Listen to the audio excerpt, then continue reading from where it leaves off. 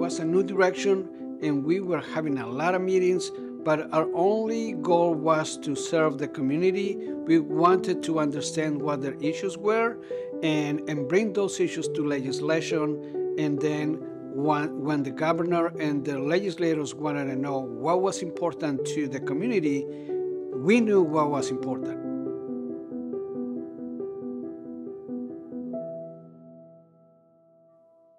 The Latino population continues to grow and establish itself, increasing its voting potential. A significant percentage of Minnesotanos are immigrants, but the vast majority of Latinos are U.S.-born.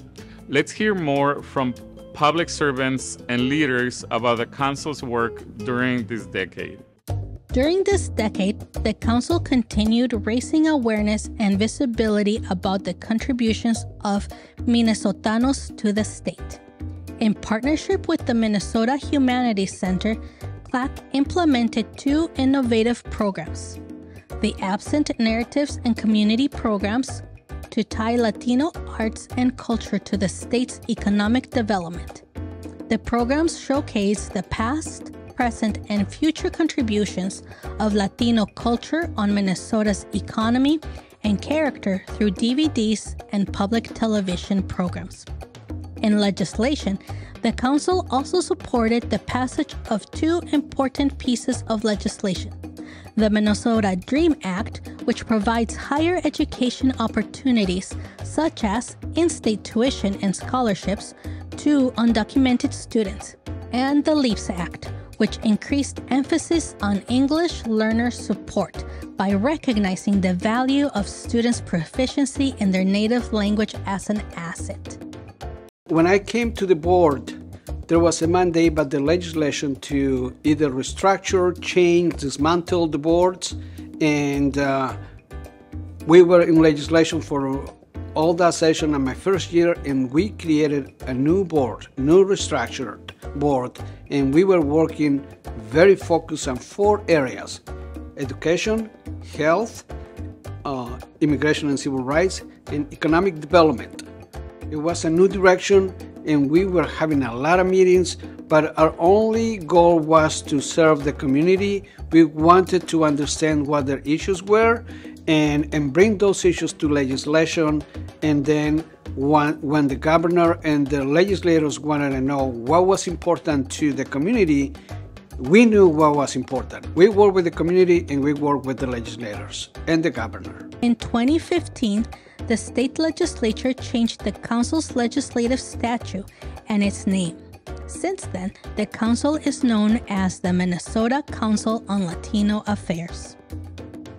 The new statute directed the agency to focus less on programming and more on legislative and policy work, advising both state government and legislature, and serve as a bridge between the community and government services.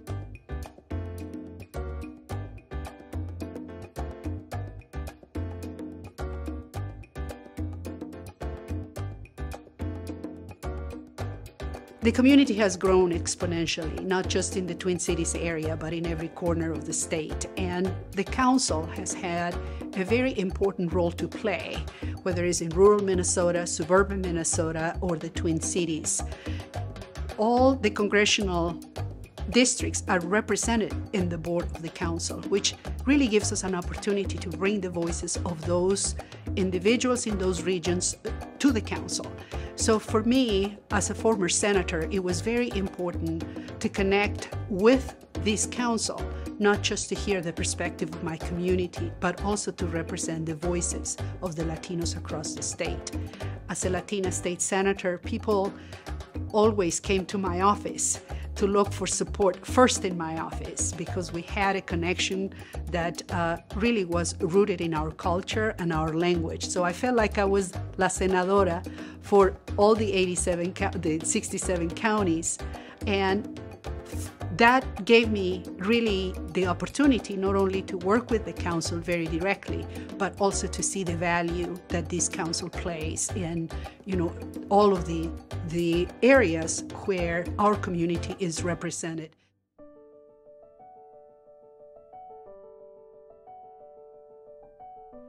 3 directors served in this decade: Rogelio Muñoz, Hector Garcia, and Henry Jimenez, while 3 more Latina and Latino leaders were elected to the state legislature: Senator Melissa Lopez Franzen, who represented District 49 from 2013 to 2023. In 2022, she became the first person of Latino heritage to lead a caucus in the state legislature. John Kosnick, District 58A, and Eric Lucero, District 30B, were elected to the House of Representatives in 2015 and were re-elected in 2023. Eric Lucero now serves in the State Senate, District 30.